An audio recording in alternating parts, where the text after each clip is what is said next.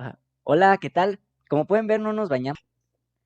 O sea, y nos Una pusimos semana una entera. semana entera y estamos todavía así porque el tema estaba muy cañón. Es que aquí en México no se saben, pero hay una crisis de agua bien cañona. Entonces ya las regaderas no funcionan. De hecho, ya no más sacan arena. Sí, de hecho, no sé cómo hacen las bombas para poder jalar la arena, está cabrón. Sí, cañón. Pero bueno, Ujú. a lo que Pues nos ni truje, modo, a chicos. seguirle. Lo que podemos hacer es escupirnos un ratito y así Así. parecer Ja, la siguiente más o- así pelados. otra cosa que podríamos hacer sería bañarnos juntos, pero no aplicas para todos. Y después gastas más No, no, agua. no, exactamente. Un baño colectivo. El baño colectivo y después dices, ah, no, esto no va a funcionar. Bueno, nos quedamos con un tema que no tiene nada que ver con lo que estábamos hablando, que es, bueno, ya hablamos de Derrida, ese francesito. Ahora vamos a hablar de un cuate que tuvo una vida bien loca, fue nazi, pero a pesar de que fue nazi, tuvo una amante judía que escribió sus propios libros, más enfocados a la sociología, pero aparte que todos aparentemente lo leyeron y aparentemente nadie le entendió. Y ahorita, ah, No, y digo, ciencia política, no ciencia, sociología. cienciología. Es que este video está patrocinado por la Iglesia de la Cienciología. No, no es cierto. Y bueno, ¿Eso qué?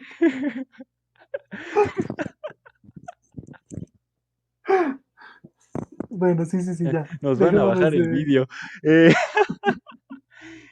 Bueno, bueno, ¿nos puedes hacer la presentación? Porque yo nomás lo conozco como el abuelito nazi. la bolita nazi. Sí, sí, sí. Bueno, eh, seamos muy concretos con respecto de Heidegger. Fue nazi, hubo apoyo por parte de él hacia el Partido Nacional Socialista.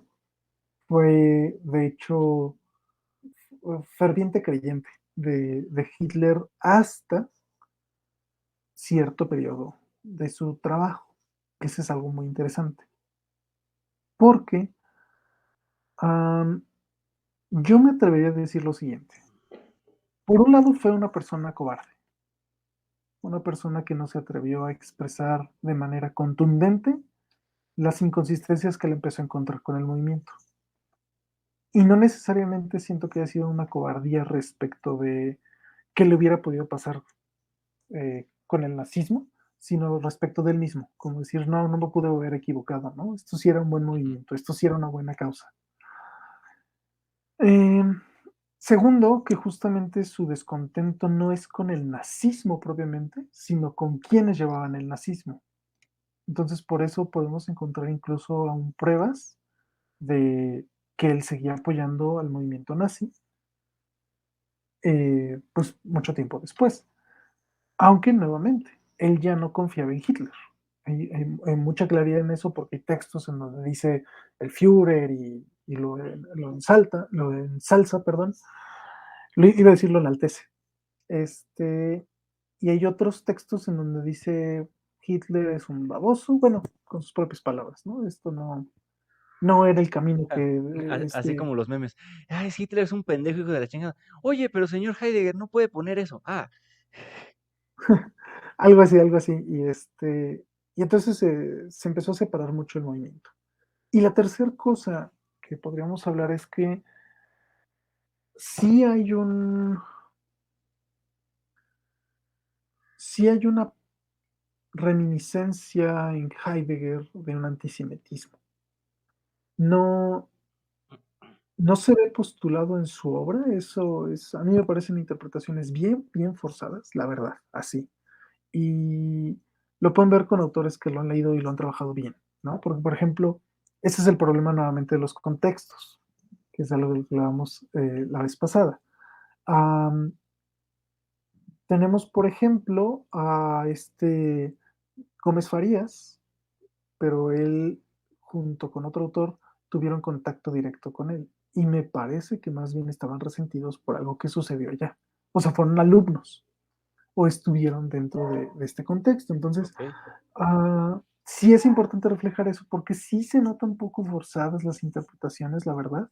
En cambio, otros autores como Ángel Xolocotzin, que de hecho tiene videos en YouTube, quien quiera verlos, de hecho tiene un video especial sobre el nacionalsocialismo y Heidegger, muy bueno, está muy interesante el video de este doctor de la Universidad de Puebla. Ay, luego me pasas el link. Sí, también hay trabajos y artículos, por ejemplo, de Jesús Adrián Escudero, que es uno de los filósofos que yo más respeto respecto del tema de la interpretación de Heidegger, y él habla muy claro sobre esta cuestión, ¿no? De cómo se puede manifestar este antisemitismo en Heidegger. Y también hay otros autores que después de leer los libros negros se enfocaron mucho en este antisemitismo y completamente se desanimaron de él y lo dejaron de lado, incluso al grado de que, por ejemplo, la Universidad de Friburgo, que es donde Heidegger fue profesor durante muchos años, es quien lo vio crecer, durante muchos años pues se trabajó con la filosofía y todo esto, el que estaba encargado del departamento de filosofía en Friburgo renunció y ahorita yo cuando intenté entrar al doctorado en Friburgo para ver cómo estaba, no había, o sea, había como otras, ¿cómo se puede llamar? Otras líneas de investigación, allá es diferente aquí en México, pero ya no había nada sobre filosofía, sobre hermenéutica, en ese momento, en ese sentido muy concreto, ¿no? Era más bien humanidades, ciencias sociales y así. Y cuando me puse a investigar un poco más, lo único que encontré es que la persona que está encargada del departamento era fiel seguidor de la propuesta heideggeriana y se desanimó por completo, ¿no? Cuando terminó de leer los libros negros Sí, bueno, o cuestión. los cuadernos negros. Como hemos platicado en anteriores podcasts, no, hay veces que es difícil separar a la obra del autor. O sea, Así es, como así decir, es. o sea, y eso es, por ejemplo, y ese es un tema que inclusive se puede tratar a nivel científico. Por ejemplo, el descubridor de la manera de fijar nitrógeno de manera industrial fue justamente una persona que me parece, si no era nazi, era una persona del Imperio Prusiano, del Imperio Ujú. Prusiano, y lo hizo específicamente para generar bombas, porque los nitratos sirven para generar bombas. Sin embargo, esta misma tecnología, a pesar de todo eso, la utilizamos hoy porque podemos fijar nitrógeno y eso lo podemos utilizar como fertilizantes artificiales. Entonces, la importancia de separar la obra del personaje. Así es. Sí, y nada, ¿no? O sea, insisto, la verdad es que sí hay que leerlo. O sea, yo que llevo trabajando a Heidegger ya un ratito, unos años, sí puedo decir que yo no he encontrado esas reminiscencias que luego de repente siento muy forzadas en Gómez Farías, en otros autores, ¿no? O sea, yo siento que más, incluso de esto de su antisemitismo, en donde por primera vez lo pude ver más claro, fue en los libros negros, en los cuadernos negros, que son diarios personales que él tenía. Y lo que pude observar o lo que pude leer es que más bien él hablaba de un prejuicio cultural, ¿no? O sea, a mí me pareció un prejuicio cultural, es una forma de decir, a su parecer, la cultura occidental se ha vuelto tan metafísica y se ha mantenido en estas líneas de relación metafísica, tecnología, individualismo, por culpa del, de la cultura judía, es decir, no por el judío per se como individuo. Entonces, incluso por eso es probable que pudiésemos hablar de que Heidegger tuvo buenas amistades, alumnos y un amante judíos, porque no nada más fue Hannah Arendt, sino que sí tuvo varios alumnos con los que tuvo relaciones de amistad por muchos años, muy, muy estrechas. Pero es obvio y es lógico si piensas que Heidegger no es un racista, incluso él estaba en contra del racismo biológico. A él se le hacía una estupidez hablar de ese tipo de cosas. Él más bien presentaba a la cultura como culpable, ¿no? La cultura judía. Entonces, pues eso es antisemitismo en todas las letras, pero no necesariamente por eso estaba como en ese sentido de, quémenlos y cosas así, ¿no? Sino más Ujú, bien como vamos a desmantelar esta cultura que nos ha, ujú. este, Y aparte, como tú dices, veamos el contexto en el que vivió. O sea, Sí, sí, sí, y espera, espera, espera. sí. Es que es importante, no he terminado, pues, y sí es Perdón. importante esto. Entonces, vamos a desmantelar esta cultura que nuevamente no necesariamente se refiere a una guerra o con violencia, sino a, como lo haría la deconstrucción o la destrucción, que es el tema que estamos cerrando. Vamos a desmantelar, desarmar esos fundamentos metafísicos De que nos. desmadejar. También, no, o sea, yo pienso también desarmar, porque todos aplican, pero sí, vamos a desmadejar, vamos a a dilucidar las reminiscencias metafísicas que nos impone la cultura occidental y que se ha fundamentado fuertemente en la modernidad a través de los judíos, ¿no? Eh, pero, y esto es importante, en ninguna parte de su obra leí eso. Esto yo lo entendí en sus diarios personales, en donde estaba proponiendo que esta era una posible lectura, ¿no? De la historia del ser, de la historia de la metafísica. Entonces, no es que él haya terminado de crear estos textos o que haya terminado de hacer esta propuesta teórica. Es más bien como que se alcanza a dar un alumbramiento a que pensaba que era posible hacer una dirección de este estilo. Claro. No lo estoy justificando nuevamente, no estoy diciendo, y por eso no era nazi, no. Fue nazi, Ah, claro. este, esa fue la dirección que empezaba a tomar un poquito, que nuevamente, ¿no? O sea, tiene mucho que ver con su contexto, donde creció, los abusos que hubo respecto de Alemania y que Hitler fungió como un muy buen, Propagandista. ¿cómo se llama? Exacto, muy buen propagandista porque manejó mucho la ira del pueblo alemán Ujú. respecto de las injusticias de la Primera y la Segunda Guerra Mundial, porque no nada más fueron en la segunda, fueron A- también en la primera. aparte, Y y aparte, por ejemplo, Europa era altamente antisemita. No, no, no, o sea, no era como que, los alemanes eran unos antisemitas. Todos. De hecho, para los que les interesen, hay una situación que pasó en Francia muchos años antes, inclusive años antes de la Primera Guerra Mundial. Creo que se llamaba Dreyfus. Dreyfus, que fue una persona que, o sea, amaba a Francia y lo acusaron de traición, pero principalmente por este sesgo antisemitismo que venía. Y fue algo que enarteció a las masas, o sea, hasta que después de 40 años, o sea, no podían hablar del tema porque la gente se peleaba a golpes. así es, así es, así es. Sí, sí, sí. Y tiene mucho que ver con la Inquisición y tiene mucho que ver con el cristianismo. Entonces, igual, ¿no? O sea, nuevamente la necesidad de leer historia y de no que te cuenten historias, ¿no? Porque muchas veces, como dice Agustín, nos creemos esta historia de que Alemania fue la única nación que tenía algunas posturas antisemitas a veces en su cultura, y no es cierto, ¿no? O sea, la verdad es que sí, de hecho, pues simplemente, ¿no? O sea, el mayor número de judíos asesinados en la historia de la humanidad no fue con el nazismo, fue en la Inquisición. Y Nadie espera la muchas, Inquisición española. ajá, y muchas de las actividades y de las estrategias que utilizó Hitler las copió de la Inquisición española. Entonces, digo, Y para todos los que piensan que los aliados eran unas santas palomitas que iban por el bien y la justicia, busquen los campos de concentración japoneses en Estados Unidos. también, también. Entonces, bueno, nuevamente, ¿no? O sea, no se trata de justificar a nadie, solamente estamos dando un contexto en el que se entienda que Heidegger sí tuvo esta relación con el nazismo, sí tuvo esta tendencia antisemita en el sentido de decir, la cultura de ellos nos vino a joder, ¿no? Nos vino a lastimar, pero ni siquiera está en una obra, está en sus diarios en donde él planteaba, creo que esta es una línea posible de interpretación. Entonces, evidentemente eso te puede desanimar, o sea, yo comprendo completamente a los autores, tanto alemanes como italianos, como el mismo Peter Swarni, que me parece que ya lo empieza a criticar, porque pues sí, o sea, sí te puedes animar mucho.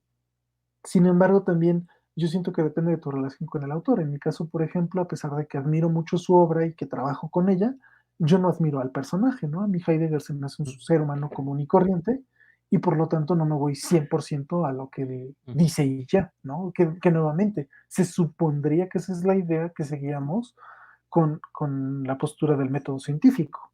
Ujú. Sigo el método y no al sujeto, ¿no? No, no, Que de hecho no es una porque... cuestión admirable de Heidegger, de que a pesar de que él sabía todo este contexto, fue lo suficientemente consciente de no plantearlo en su obra. Es que ese es el punto. No, no era el tema central. O sea, no es que no lo planteara, sino más bien era como un... En los diarios está puesto más bien como si fuera un... Esta podría ser una posible interpretación, como muchas otras. La interpretación que pone en sus obras es la que está estudiada, es la que está formada en una investigación filosófica, hermenéutica, historiográfica, no, historicista, ¿no? Ujú. Entonces, no, no puedes fusionarla porque no hay los estudios suficientes. Es como si yo dijera ahorita, ¿sabes qué estaría muy interesante? Ah, lo que les dije ayer, no sé si se acuerdan, que estábamos platicando y les decía, estaría muy interesante hacer una investigación sobre, ah, no, esto se lo dije a mi hermano, ya me acordé, sobre cómo es que se da el fenómeno trans y el fenómeno, ¿cómo se llama? Mm.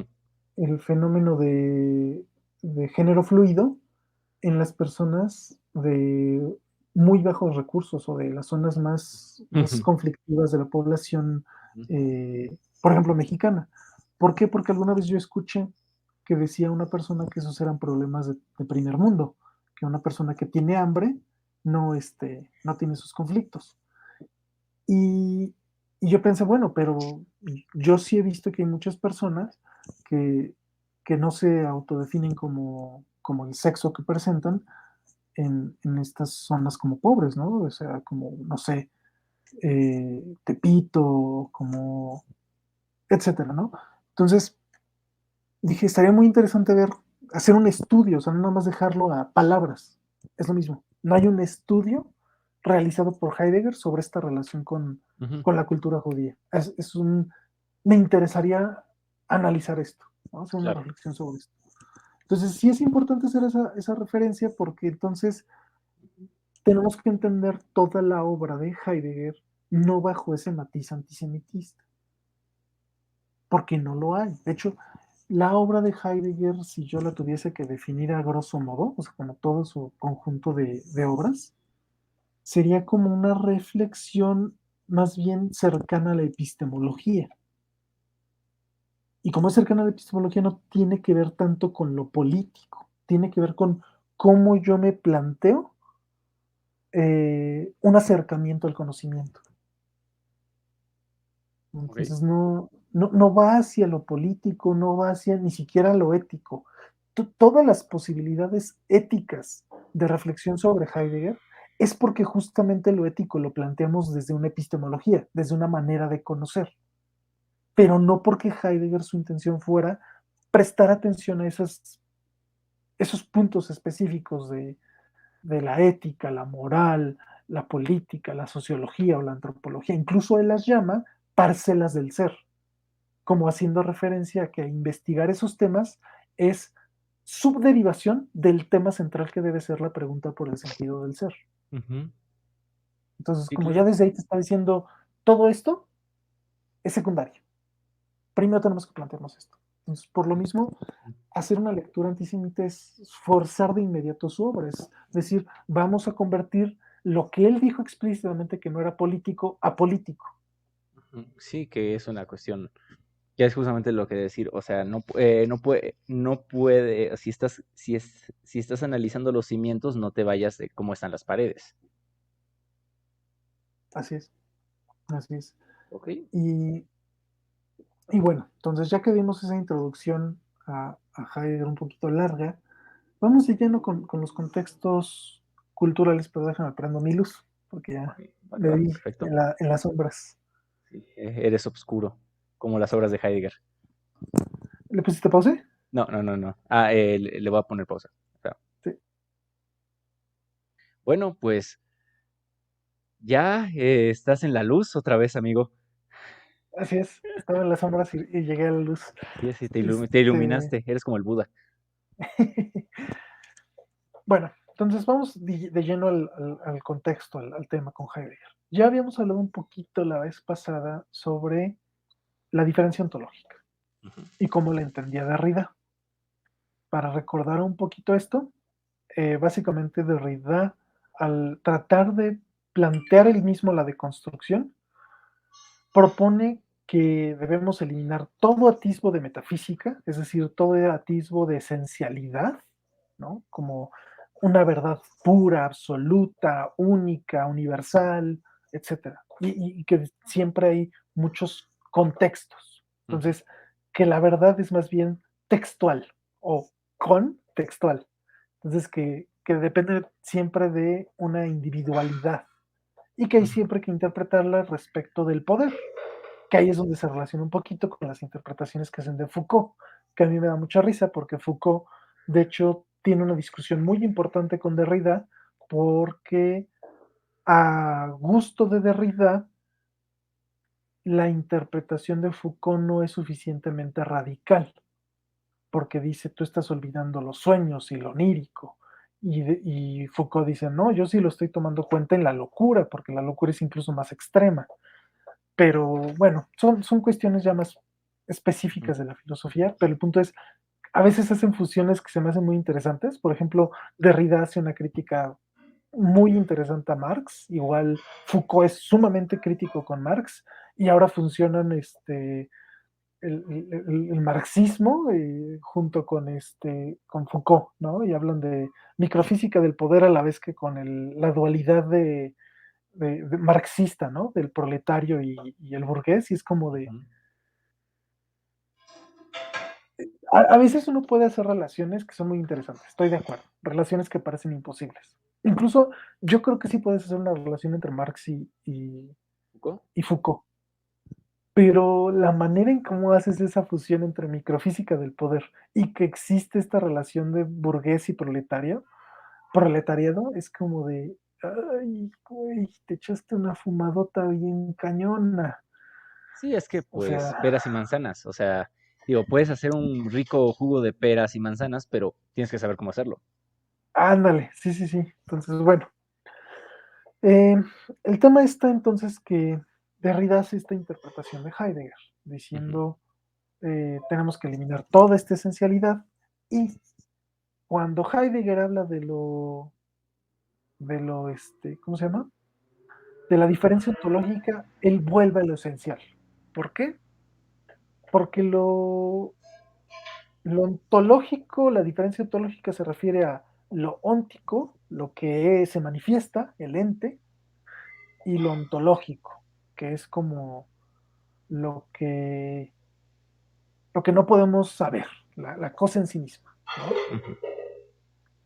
Y entonces le dice Derrida, pues a fin de cuentas terminas volviendo a ser un metafísico, ¿no? Terminas otra vez dividiendo entre lo que se muestra y lo que no se muestra, y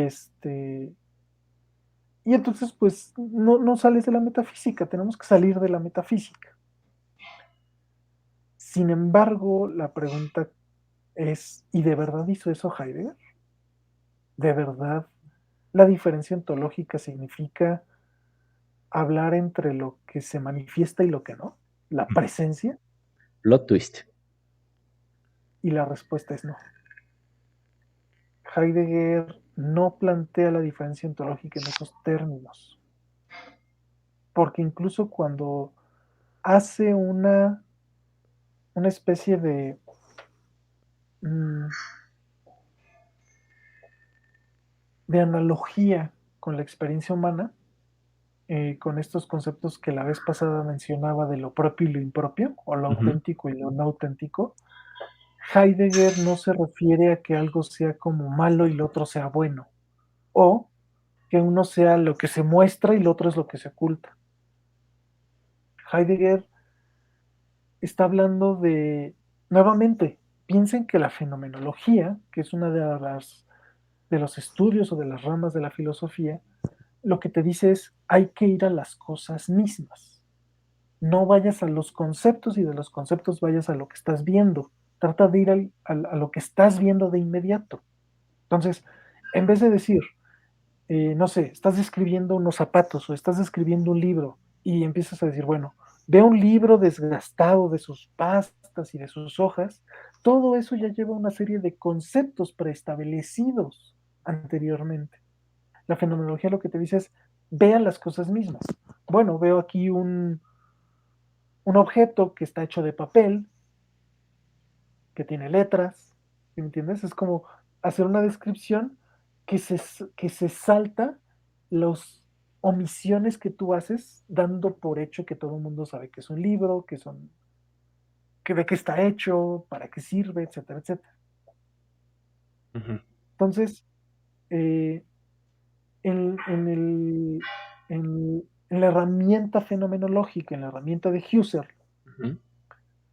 estira las cosas mismas para Heidegger termina significando algo esencial, algo increíblemente inteligente, que es mi relación con el mundo. Ujú. Yo digo que se separa entre lo que puedo yo conocer y lo que realmente sucede. Pero, ¿qué no lo que realmente sucede se ve afectado también por la interacción que tiene conmigo y con todo lo que le rodea? Bueno, yo diría que sí. Yo diría Y que sí. si eso, y si eso ocurre, entonces, ¿por qué no más bien pensar que nos, nos hetero conformamos? O dicho de otra manera, yo al relacionarme con el fenómeno, lo interpreto desde una mirada que incluye ciertas necesidades o ciertos contextos que yo tengo. Y por esa relación que estoy creando con ese objeto, con ese fenómeno, al mismo tiempo me determina a mí. Ujú. O sea, ahí utilizar, como, bueno, como lo hemos platicado, bueno, este corrector está tanto definido por lo que es corrector, por como lo que no es corrector. Exactamente, exactamente. Y es algo que platicamos incluso ayer, cuando yo te decía, cuando hablamos de este tema es como hablar de una ventana. La ventana solo tiene sentido en el contexto de que existen las casas. Si Claro, en la historia de la humanidad las casas no hubieran existido, las ventanas, ¿cómo las defines? claro. ¿No? No estoy hablando del cristal, estoy hablando de la ventana. Entonces, ahí es donde entra lo interesante de la postura de Heidegger. Él no te está diciendo que sigamos dividiendo o que dejemos de dividir y que todo, no, él está diciendo, en la relación sujeto-objeto, ambos se definen el uno al otro en la relación. Entonces estás hablando un concepto que inclusive, eh, a- o sea, aplicando, digamos, aplicando el molde, e inclusive en el contexto de la individualidad que se vive actualmente. Porque ya ves que es que yo soy yo y yo estoy separado de este mundo y tú, y tú, lo que estaba planteando Heidegger es, ¿pero realmente estás tan separado del mundo como tú crees? Exactamente. ¿Realmente tú naciste así como fuiste, así como que fuiste obra y gracia del Espíritu Santo así? Así es. Como si fueras, y esas son las ironías, ¿cierto? Que, de las que hablábamos la semana pasada. Que no Este, son tan obvias, ¿eh? O sea, que sí. no son obvias, pero Mm, mm. cuando las haces claras, se vuelven súper obvias, se vuelven Ajá, muy sí. evidentes. Oye, Utilizas la lámpara y lo pones en la luz y dices, vértebra, sí es cierto. ajá, o sea, volvemos a ese punto. Por ejemplo, ¿cómo es posible que yo crea en la ciencia que me dice que todo lo que yo soy es parte de un proceso evolutivo, es parte de un proceso adaptativo, está relacionado 100% a las distintas relaciones que tuvo, por ejemplo, mi madre antes de que yo naciera, mi padre antes de que yo naciera, etcétera, etcétera, etcétera? Pero a la hora de definir al sujeto, lo defino como si fuera una especie Ente aislado. no de, ni siquiera nada más de ente aislado, sino como, ay, ¿cómo se llama esta teoría que decía que las cosas salen de la nada? Vitalismo, No, no, generación no, no. espontánea. Ajá, como si yo hubiera salido de generación espontánea, ¿no? Porque, o sea, de repente resulta que el sujeto es un individuo completamente único, diferente, etcétera, etcétera, y es como de, entonces, ¿qué? Nació de generación espontánea, de Sí. repente, ¡pluc! Ahí estás. No. Y si no crees que eso es posible, entonces, ¿por qué me defines al sujeto como si fuera hecho por generación espontánea? Ironías, ¿no? Ah, sí, ¿Y claro. por qué decimos esto de que me lo describes como si fuera de generación espontánea? Porque tu relación con el objeto es como si fuera justamente diferente a ti, objeto y sujeto. Y es como de, ¿cómo? Sí. El problema no es que yo esté asumiendo que yo soy lo mismo que este celular, que objeto y sujeto son lo mismo. Lo que estoy diciendo es que el sujeto solamente es en relación con lo que hace, con su interacción con lo que le rodea y viceversa. Eso que le rodea siempre está constituido en su relación con lo que le rodea. Entonces, la definición sujeto-objeto, lo yo soy yo, mi individualidad, mi conciencia, y aparte están los objetos, es una relación forzada conceptualmente hablando, Ujú.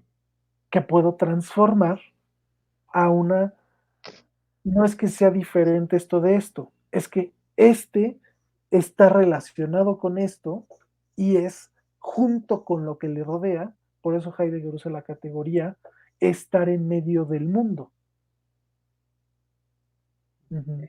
Eres uno en los otros, la frase que ya me habías dicho, ¿no? Así es, así es. Ese estar en medio de, a lo que se refiere es, sustituye la dicotomía. El problema no es que tú empieces a decir, entonces Pachamama y yo soy parte del universo y si tocas esa planta me lastimas a mí. No, es tratar de que entiendas que esa oponibilidad, ¿no? Que viene muy marcada me parece que es en el alemán, objectum, eh, en latín es objectum, en alemán se me olvidó la palabra, pero es de que está enfrente de mí y de que se opone a mí.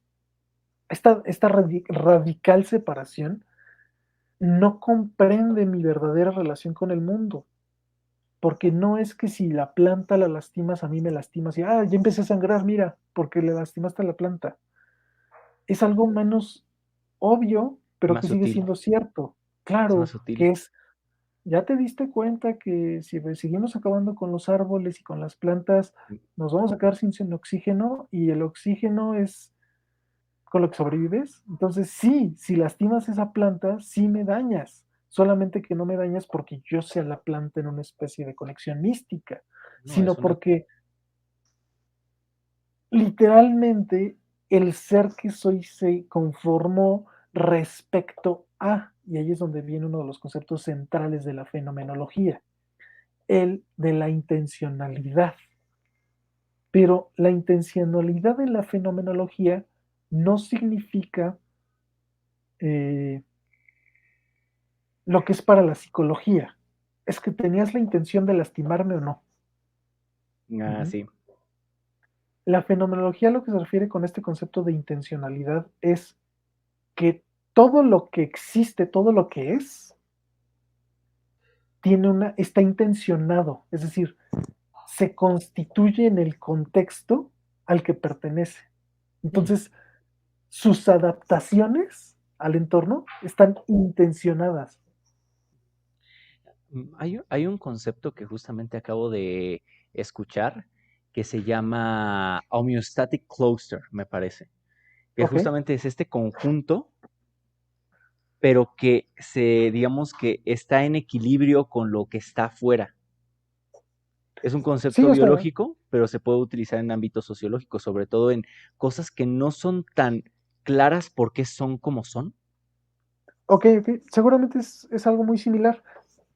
La idea simplemente es esa, ¿no? O sea, por ejemplo, intencionado significa que el pez le salieron branquias porque está en el agua, Ujú. ¿no? Entonces, las branquias están intencionadas, tienen la intención de Mm, adaptarse al agua. mm. Entonces, todo está intencionado. Y esto es una clave para entender esta jerga heideggeriana respecto del estar en medio de.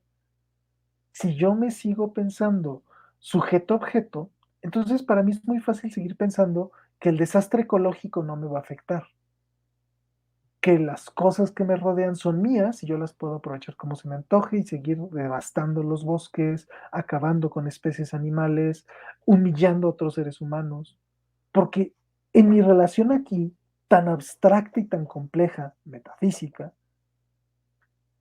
es normal, es lógico, porque soy sujeto y eso es objeto. Que de hecho se ve hasta en la Biblia, que yo Dios pongo a tu disposición la tierra y los animales para que te sirvas de ellos como mejor te convenga.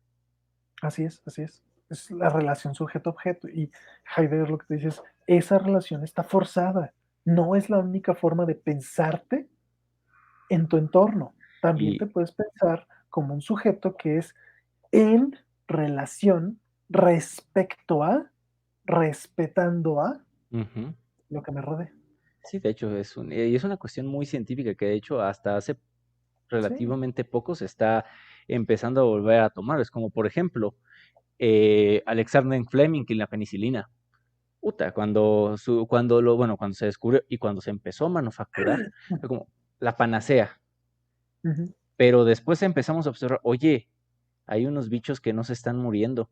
Y justamente ahorita las personas que estén en un ámbito biológico podrán saber lo de la resistencia a antibióticos y las enfermedades nosocomiales que, de acuerdo a las estadísticas y a las tendencias, si no empezamos a tomar cartas en el asunto ahorita, y lo vemos me parece que en 30 años, que puede ser, "Ay, faltan 30 años, pero se pasan así.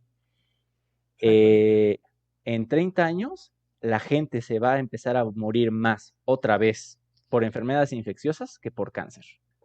Ahorita Así están es. revertidas otra vez. Al principio pasamos por un periodo de que si te daba una gripe te morías porque pues no podías hacer muchas cosas y después, la penicilina, utilicemos esa herramienta y ahora es como, oye, se está volviendo a revertir. Y hay maneras de ocurrirlo, pero hay que ser conscientes de que está pasando. Y no le digo, señor, no se cure con hierbitas, no le estoy diciendo eso. Le estoy diciendo, seamos conscientes de cómo utilizamos la herramienta, porque así como la herramienta nos está afectando a nosotros y al bicho que queremos matar, está afectando a otros. Estas mismas relaciones que parecen casi invisibles, estos hilos cuasi místicos. Y, o sea, ya sé que no es una intención, porque sí es una relación, pero para la mente menos acostumbrada, podría parecer hasta místico, hasta, hasta espiritual, pero es una relación muy real que existe. Lo que tú haces afecta al mundo y ese mundo invariablemente te va a afectar de vuelta. No sabes cómo y no necesariamente tiene que ser un mal efecto, pero va a existir. Sí, siempre es esa relación. Entonces, bueno, el tema entonces de la diferencia ontológica, a lo que se refiere Heidegger con todo esto, Ujú, ya podemos comprenderlo. Se refiere a que existen dos momentos de nuestra relación con el mundo, o ujú, dos momentos de nuestra relación con lo que nos rodea, para ser más precisos. La primera relación es óntica, que se refiere a física, ok, a que se afecta de ente a ente, de cuerpo a cuerpo. ok, La segunda es ontológica, que nos afecta a nivel de lo de las relaciones posibles y posibilitantes que yo puedo interpretar como ser pensante. ok, ok, Entonces, ok, en la primera me ajá, veo afectado con la tierra, con el agua, con el fuego, con los animales. ajá, En la segunda me veo afectado porque, y yo afecto también, porque pienso a esa piedra como un posible cuchillo, porque pienso a esa piedra como un ser duro y entonces yo quiero ser tan duro como la piedra. O veo una perla y entonces pienso que tus ojos son tan hermosos como esa perla. Empiezo a hacer analogías, construcciones abstractas, mi pensamiento empieza a procesar su ser.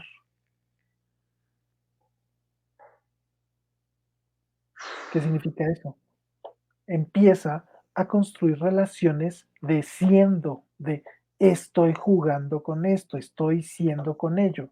Transformo esta piedra en una casa porque veo la posibilidad de hacerlo. Ok. Que no es que la piedra en sí misma fuera una casa o que tenga la forma de una casa. Ujú. Cuando yo me relaciono con ella a nivel óntico, yo veo que está dura y entonces no le pego porque me voy a lastimar. O la agarro y se la aviento a alguien para matar al animal, ¿no? Cazando.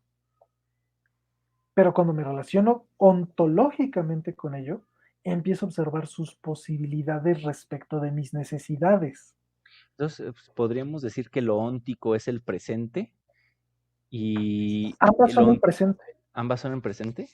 Claro, no es tanto por la cuestión temporal, porque nuevamente el tiempo también tiene ese juego ontico-ontológico. A la madre. A ver, es que digamos que yo lo había entendido como que, pues, o sea, que óntico, el presente inmediato, y lo ontológico, posibles futuros, pero me estás diciendo que aún va más allá. Sí, no, porque nuevamente lo óntico se relaciona con tu cuerpo, con tu ente siendo, con esto. Ok. Ujú. Lo ontológico se relaciona cuando tú, como ser pensante, te das cuenta que esa relación que tuviste de, la piedra está dura, también te puede ayudar para otras cosas. Ok. Ves, no nada más ves la cosa ahí física, presente, que te dices dura, negra, fría, sino que le des la gama de interacciones posibles. Contigo y con el resto de las cosas. Así es.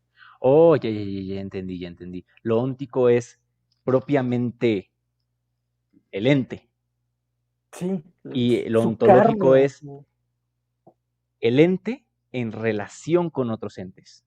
sí, sí. Oh, ya, ya, ya sé que ese chiste está mal baratado, pero ya le entendí a Evangelion. Ok, entonces ahí es donde entra la temática. Nuevamente, para los que aún no lo han comprendido, lo óntico es solamente la carne, es como cuando el médico está haciendo una revisión de tu cuerpo y te dice, estás enfermo de esto, tienes catarro, tienes gripe, tienes, no sé, gastritis, lo que sea, ¿no? Está relacionándose con tu cuerpo. Lo ontológico tiene que ver con cuáles son las posibles relaciones que se pueden establecer en el cuerpo humano para identificar qué enfermedades son posibles, cómo curarlas, cómo enfrentarse a ellas antes de que tengas que utilizar medicinas. O sea, es todo el conjunto de relaciones que implicarían el conjunto salud-enfermedad. No manches, bueno, yo ya lo había aprendido más o menos como de una manera tangencial, pero sí es una cuestión de que, por ejemplo, o sea, nosotros pensamos que la salud es como un switch, que, estás enfermo, pero no, o sea, es una cuestión de por qué estás enfermo, porque utilizando el ejemplo de esta pandemia, ¿por qué les afecta a unos de una manera y a otros de otra? Claro, claro. Y es más, vamos a ser todavía más concretos para que quede mejor. Si nosotros pensamos en la enfermedad, por ejemplo, en el coronavirus, en el COVID, lo óntico es el virus, el COVID. Ujú. Ujú. El COVID no te presenta todos los problemas socioeconómicos, sociopolíticos, mentales, de las posibles relaciones que tiene cada cuerpo, porque solamente es un virus. Eso es lo óntico.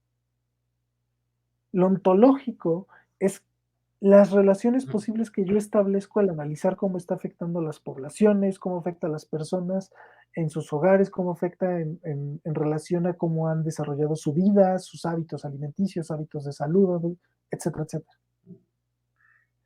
Todo Ah, eso no está en el virus. Todo eso son relaciones que yo me planteo respecto del virus. uy, no manches, ahorita se me acaba de venir un koan zen, ahorita que me dijiste eso, que me Ujú. dijiste, una piedra cae en el estanque.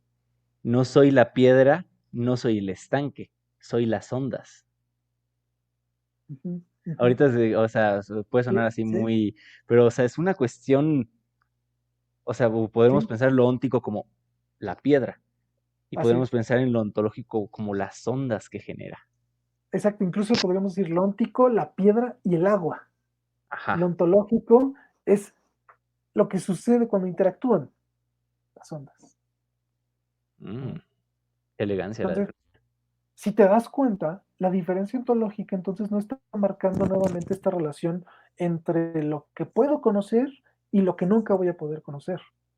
Más bien está diciendo, tienes dos tipos de relaciones con las cosas que tienes delante de ti y con las personas que tienes delante de ti. Ujú, La primera relación es física.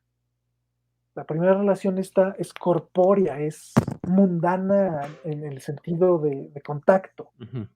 La segunda relación es una relación que tú haces como ser pensante, que te preguntas por el sentido del ser. ¿Cuál es el sentido de la relación con esta piedra? Un sentido del ser. Y Ujú, aclaremos, estamos utilizándolo como verbo, no como sustantivo. exactamente. Entonces, Ento- ahí es donde entra. ¿Me estás diciendo acaso que Arjona tenía razón? ¿Que Jesús es verbo, no sustantivo?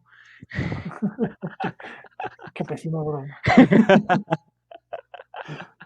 Ok, entonces, este, la clave está ahí, ¿no? La clave está en entender primero este punto. ¿Por qué? Porque aquí cabe algo muy sutil de la reflexión de Ridayana. El decir que toda interpretación es posible, que había que preguntarle, en el ejemplo de Pinocho, en el cuento, pues, ¿no? De que había que tomarle en cuenta la historia de Pinocho vista por Pinocho, por Gepetto, por mi vecina, por el gato, por el Pepe Grillo y por todo el mundo, sigue manejándose desde una perspectiva en la que dice, hay una verdad absoluta que no puede ser tocada, entonces lo único que podemos tocar son las pequeñas verdades de cada sujeto. Sigue haciendo una confusión en la diferencia ontológica, porque sigue pensando que las experiencias de cada sujeto, Son individuales y aisladas ajá, de los demás. ajá, y por lo tanto sigue pensando que hay una universalidad, o sea, sí sigue pensando que hay un concepto universal, solamente que cree que es imposible alcanzarlo. Ajá. Pero el que sea imposible alcanzarlo no significa que no sigas pensando que existe. Ok, ya, ¿no? De hecho, yo lo visualicé así como, como así como un plano con muchos puntitos, pero como si los puntitos no se tocaran. Y lo que está planteando Heidegger es cómo los puntitos se van atando. Y que lo Y tiene importante no es, sentido. ajá, y lo importante no es tanto los puntitos, que sí son importantes, pero lo importante sería estas líneas que se van trazando, las aristas. Exacto, exactamente. Y tiene sentido, porque nuevamente, ¿qué tipo de sociedad estamos viviendo? Una súper o hiper individualista. Porque se creyó este cuento de la superindividualidad, como si de verdad cada uno inventara su propio lenguaje. El hecho de que no necesariamente entiendas las peculiaridades del lenguaje del otro, no significa que tú te hayas inventado el lenguaje. Ujú, Estás utilizando el español o el francés o el inglés, que tiene una serie de reglas gramaticales, que tiene una serie de construcciones sociales ya preestablecidas. Y por eso nos entendemos y por eso hay comunicación. ujú. Llegar al extremo de decir es que cada sujeto construye su propia realidad, incluso cómo suena, su propia realidad, o sea, hay una realidad absoluta, pero ya no acá arriba, sino en cada cabecita. Que de hecho lo planteamos ayer igual, de que decir, inclusive en un grupo pequeño, donde tú puedes decir que puedes tener tu propio interdialecto en el que tienes tus bromas internas, tienes todo eso, no puedes generar esos contextos solo. Los tienes que generar forzosamente con alguien, o Exactamente, con otro ente. exactamente, ¿sí? Y ahí es donde entra lo interesante de Heidegger. Y por eso esta es la primera cuestión donde dices, ya no leíste bien a Heidegger, Derrida, porque tú te fuiste nada más en esta marcada postura de decir, no, no, no, es que está la postura esencialista que dice, esto es Dios, esta es la verdad última, esto es lo único y lo absoluto, y lo que hay que hacer es relativizarlo, porque cada cabecita es diferente y hay diferentes contextos posibles. Y por eso te interrumpí en la sesión pasada, porque te Ajá. acuerdas que empecé a decir, pues sí, es que esto nos abre posible. No, irónicamente la postura de Derrida a lo que nos lleva inevitablemente es a una nueva metafisicalización, ¿no? Esta esencialización nuevamente. La Digo, única lo cosa que importante es hace, el punto. claro, porque me estás diciendo que lo que importa es, sigue siendo el objeto, el ente, por eso no hay una diferencia ontológica, ¿no? Porque me sigues hablando de una idea, de un concepto, de un mundo que De un importa, vértice. De un vértice. ¿no? Y en cambio, lo que importa es las conexiones y las relaciones, porque todo lo que existe en el universo, hasta donde sabemos, se constituyó por relaciones. Ujú, Todo está intencionado, todo está relacionado. ujú. Por lo tanto, lo que interesa no son los puntos, son las relaciones, Claro. ¿no? Sí, Y entonces de ahí es donde viene el giro de la propuesta de Heidegger, donde te dice, ok, para nosotros poder fijarnos en las relaciones, tenemos que fijarnos primero en la ida y luego en el regreso, lo óntico y lo ontológico. sí, o sea, que ambos Entonces, tienen su contexto, pero exacto, y que no uno es mejor que el otro, ambos son parte de la relación que tenemos ujú. con nuestra propia vida. Sí, porque, o sea, digamos que ahí, volviendo a la analogía, no puede haber una arista si no existen vértices. Exactamente. Entonces Y es tan entonces, importante una de la otra. la siguiente parte es decir, bueno, ok, ya entendí. Lo importante son las relaciones. Entonces, ¿por qué hablabas del originario? ¿Para qué me sirve el originario? Porque aquí viene algo muy chistoso que le sucede al ser humano, que Heidegger se va a dedicar a describir en Ser y Tiempo. El ser humano en estas relaciones que va construyendo, para economizar energía, porque todo el tiempo tiene demasiadas relaciones, establece patrones de relación a los que va a llamar tradiciones. Entonces, la relación con la piedra es para hacer una casa, punto. Es la tradición. Y dejamos de cuestionarla. La relación con la piedra es para hacer casas, punto. Que tiene su utilidad, pero Claro, es sí, sí, sí. limitada. Exactamente. Y entonces, ¿qué pasa? Que cuando yo empiezo a tener problemas porque me estoy acabando las piedras del mundo, me Mm, pregunto, ¿y ahora qué hacemos? Y entonces ya no sé qué hacer, y entonces empiezan guerras, y empiezan discusiones y debates, y empiezan ideologías, y la ideología de la piedra como salvador, y la ideología de la piedra como fenómeno antropológico, y tal, tal, tal, tal. ajá. Y lo que no hacemos es una deconstrucción, Es decir, es ¿cuál es un mi relación con la piedra?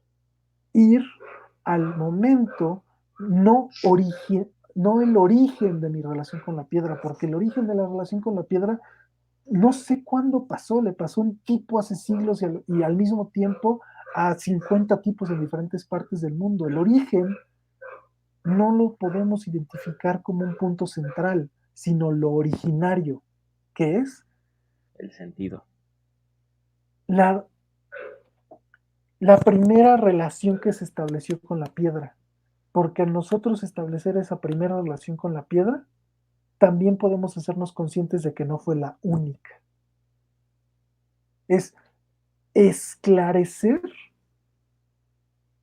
la relación que nosotros establecimos para que de esa manera también identifiquemos cuáles otras relaciones omitimos. Mm. Como dije, en el jazz es tanto las notas, es tan importante las notas que tocas como las que no tocas. Por supuesto, ¿no? Entonces, Mi relación con la piedra fue que yo le pegué y me dolió. Y entonces pensé, ok, es fuerte, puedo construir casas con ellas. Pero ¿qué más implica la dureza? A ver, déjame empiezo a pensar de manera ontológica en esta relación. Ah, mira, pues la dureza no solamente significa fortaleza, o sea, que me puede defender, también significa que es frágil, porque en su dureza no es flexible, que es lo que hemos visto, por ejemplo, con los chalecos antibalas. Ujú, Antes se construían armaduras hechas de metal, rígido, y ahora la mejor tecnología de todos para la defensa es la flexibilidad de la tela en el chaleco ujú. antibalas. Ajá, y eso se capas con capas, o sea, y aparte las capas y el entretejido de las capas. O sea, que es, Exactamente. Entonces, alguien podría decir, "Ah, en la torre, entonces podría ser dejar de usar la piedra y podría usar una combinación de piedra con planta, por decir algo, ujú, ¿no? O dejar de usar la piedra por un rato para empezar a usar la planta para este objeto, ujú. ¿no? O sea, el punto es que se abren posibilidades de relación cuando me remito a lo originario de la relación. Por eso planteamos el sentido del ser. Ujú, ¿Cuál es el sentido de mi relación con la piedra? Pues protegerme. ujú. Ok, Ese es el sentido. ajá, pero eso no significa que sea el único sentido, significa que es el sentido que tú le estás Mm. dando ahorita. Aparte es muy chistoso y se puede ver de dos maneras. Una, no es el único sentido que tiene la piedra con lo que le Su rodea entorno. y no es el único, y no es la única relación que tú podías obtener con otra cosa. Exacto, exacto, y ese es el tema en Heidegger, por eso es un tema tan fascinante y por Ujú. eso insisto mucho en que es muy forzado querer meterle ahí el nazismo. Es que sí, pues es una O sea, cuestión. no, o sea, sí podría llegar en un momento a relacionarse, pero es como de tercer, cuarto, quinto nivel, No, porque lo que estamos y es pensando que ahorita aparte es, es como, por ejemplo, viendo la parte del nazismo igual. O sea, no es como que consideremos, si planteáramos esta cuestión esencialista, toda la Alemania era nazi. ujú, Entonces, ¿qué vamos a hacer? ¿Matar a todo, a todo cuando perdimos la guerra, vamos a matar a todas las personas?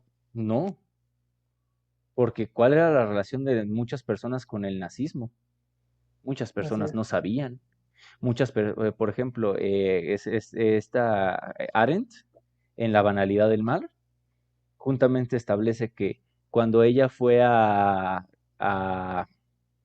a entrevistar a uno de los altos mandos del nazismo, dice que lo que más o, o de intenso, de lo que le asombró, lo que lo llenó en porque no tengo una palabra en español, irónicamente, es que el hombre que había matado tantos judíos era una persona corriente, ni siquiera era antisemita per se, era buen padre, era buen esposo, era buen ciudadano, pero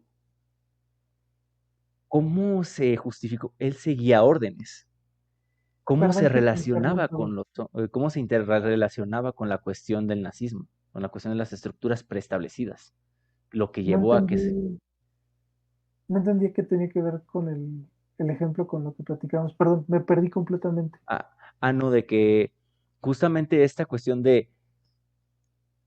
de que estabas estableciendo que este Heidegger, pues, era, de que le querían meterlo nazi, de decir, oye, pues, ¿qué fue lo que, digamos, cuál era la relación que tenían, inclusive saliéndonos de Heidegger con el nazismo? No sé si me explico, creo que no. Creo, a ver, voy a decirlo y tú me dices. Ujú. ¿Te refieres a que podría ser una persona muy inteligente, un gran científico, una gran persona y aún así ser nazi? O sea, que no necesariamente la No. genialidad de su obra está relacionada con su... ¿Sí te refieres a eso? Ajá, era más o menos, de hecho creo que tú lo pusiste de una manera más concreta, de que es un arista en este vértice que era Heidegger, utilizando, Ok, era una arista, pero no era la única ok. arista. No puedes, o sea, no puedes definir al vértice, así como no puedes definir a la arista por el vértice, no puedes definir al vértice por la arista. Ok, ok. Sí, sí, O ya te sea, entendí. o sea, Sí, sí, sí, efectivamente. Sí, sí, sí. Y justamente por esa razón es que, ah, nuevamente, ¿no? O sea, volvemos a esos temas, por ejemplo, difíciles de tratar y que no siempre sabemos tratar, como por ejemplo, no sé, el baneo que le querían hacer a ¿cómo se llama? Johnny Depp, ¿no? Por lo de su relación con su pareja. ujú, Cosas de ese estilo que tú dices, sí entiendo el enojo y sí entiendo la frustración o la relación, pero también tenemos que ser muy cuidadosos en cómo establecemos esas relaciones, porque a veces son forzadas. ¿Por qué? Porque ahí es donde entra el nivel ontológico, ujú, de que son posibilidades que nosotros planteamos por una dirección que le estamos dando. Por eso es la palabra sentido, la uso tanto por eso yo en mi vida cotidiana, porque el sentido no solamente se refiere a una sensación, se refiere como cuando dices el sentido de la calle, ¿no? O sea, ujú. la dirección. Entonces, si yo digo, si yo me Mm, eh, ah,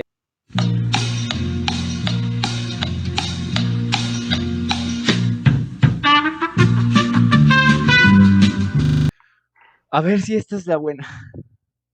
ya estamos frustrados porque llevamos varias que se nos cierra. No Yo manches, insisto que ¿cuántas? debe ser el huracán. Yo digo que son. No, no, ya voy a dejar de hacer mis bromas. Incluso Eh, Agustín estaba tan desesperado que cuando empieza a decirme, vamos a empezar en 3, 2, y iba a cerrar y entonces el cambio. Así desesperado está. sí, sigue haciendo mitologías de mí.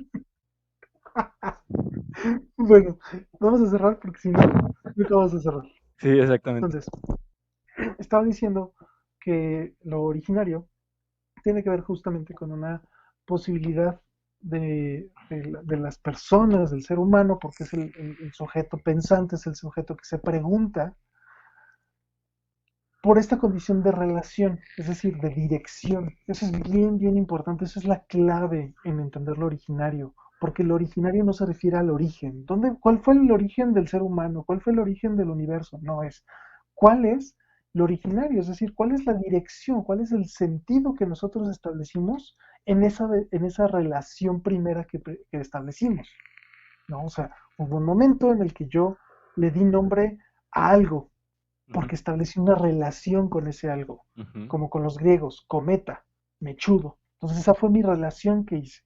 Del mismo modo, cuando yo digo economía, me pregunto sobre los modelos económicos y sobre la teoría y sobre qué es la economía y digo, es una ciencia, ta, ta, ta, ta, ok, pero ¿cuál fue la primera relación que establece el griego con el término oikonomía?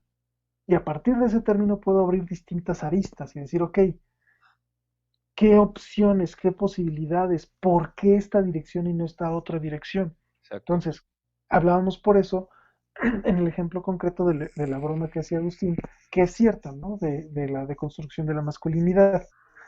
La cuestión está en que tenemos que deconstruir las condiciones de posibilidad de relación humana.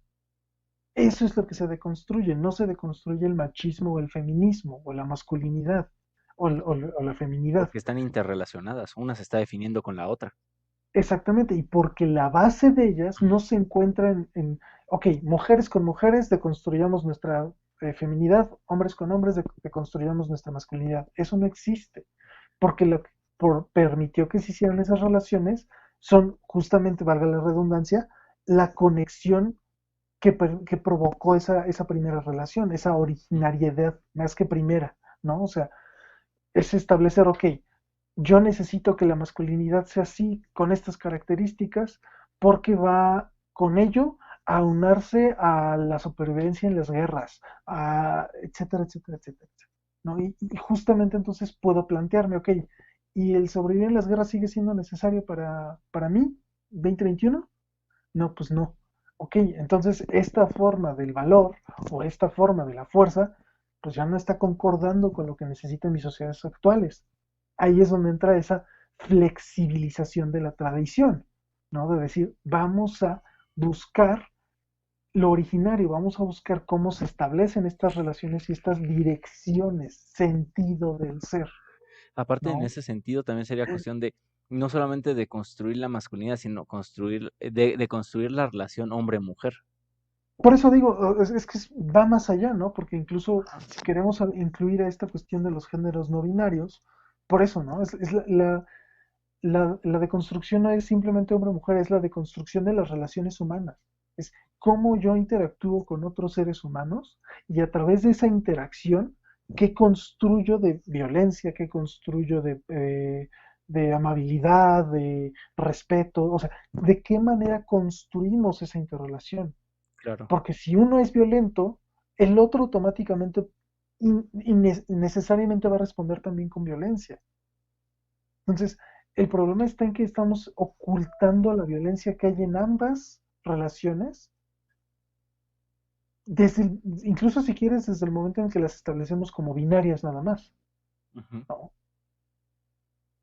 Es abrir el campo, decir, ok, son diversas relaciones de posibilidad humana y su deconstrucción no es masculino-femenino, su deconstrucción es todas las aristas que las involucran, claro. donde lo no binario tiene machismo y tiene feminidad machista o viceversa, y todas las posibles combinaciones que provoquen relaciones eh, conflictivas, porque ese es el tema, ¿no? O sea, se supone que de eso se trata, de que podamos establecer relaciones que se basen en el respeto y el cariño y no que se basen en la violencia y Ujú, en la imposición, ¿no?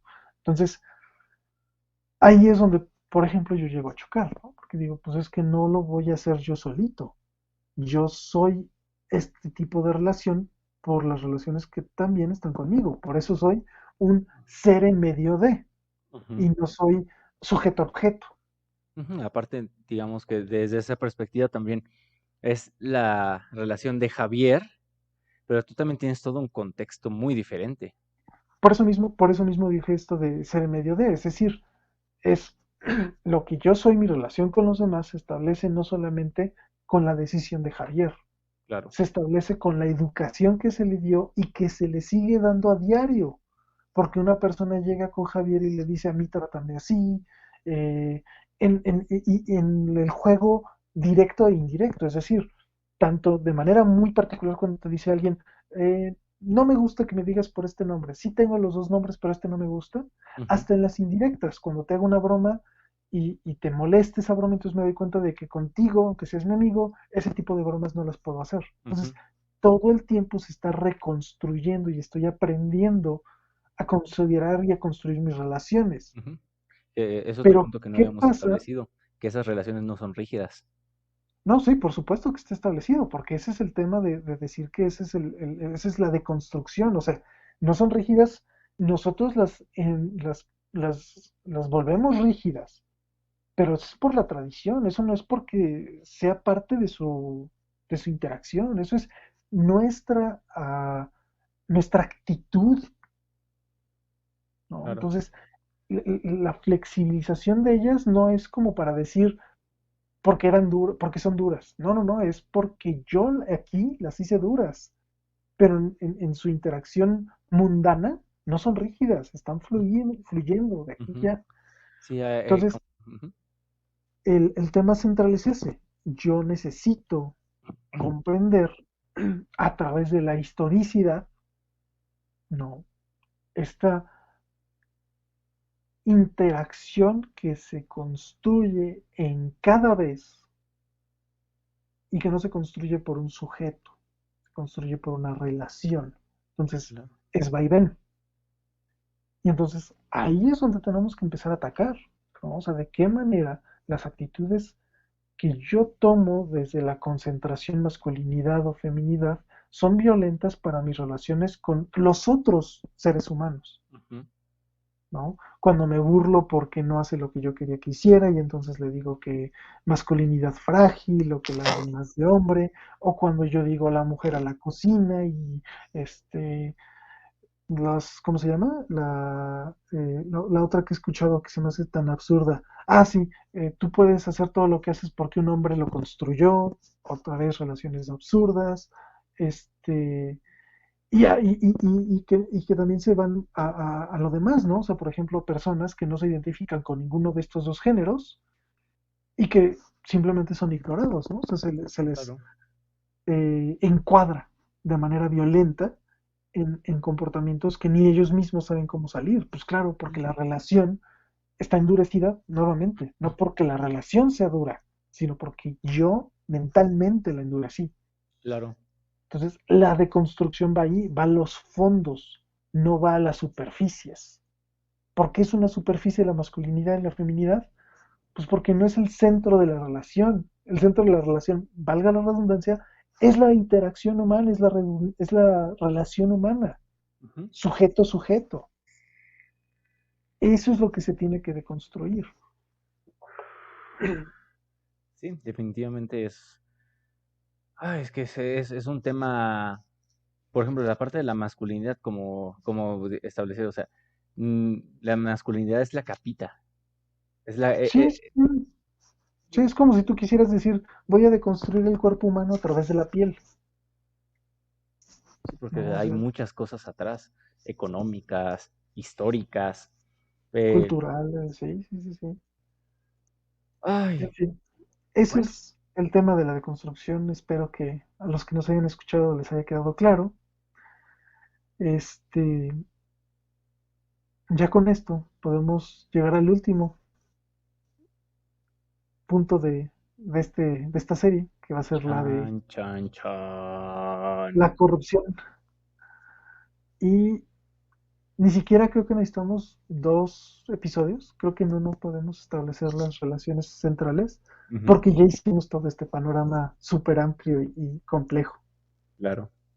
Y entonces ya nos dejarán de escuchar tanto, por lo menos mi voz, porque ya estaremos invitando gente y platicando de otros temas. Sí, se vienen muchos temas que digamos que de hecho, o sea, vamos a seguir manejando muchos conceptos de manera tangencial que hemos estado tocando a lo largo, porque justamente es como, ok, pues, tenemos que ver esta situación de, ok, puede ser que hayamos estado, pues, parloteando de este tema, y muchos han de decir, ok, muy interesante todo esto, pero ¿de qué estábamos hablando y por qué esto es importante saberlo? Ah, ¿cómo puedes utilizar esto que te estamos dando para analizar todas tus relaciones? Porque al fin y al cabo, no estamos hablando de relaciones celulares, estamos hablando de las relaciones que tiene tú con el mundo y el mundo contigo. Sí, Entonces, todo esto va a ser relevante. O como diría Mickey Mouse, esta es una herramienta que nos ayudará más tarde. no había visto eso, pero bueno. Luego te vas al meme. Entonces, pues muchas gracias por acompañarnos a la quinta, a la quinta de Pero mira cómo dudan. Aquí nos despedimos. Somos Javier y Agustín. Javier y Agus. Y recuerden, si estamos buscando las respuestas de cómo deconstruirnos, aquí no es. Búscanos en la otra parte. Nos vemos y hasta la próxima. Gracias. Bye bye.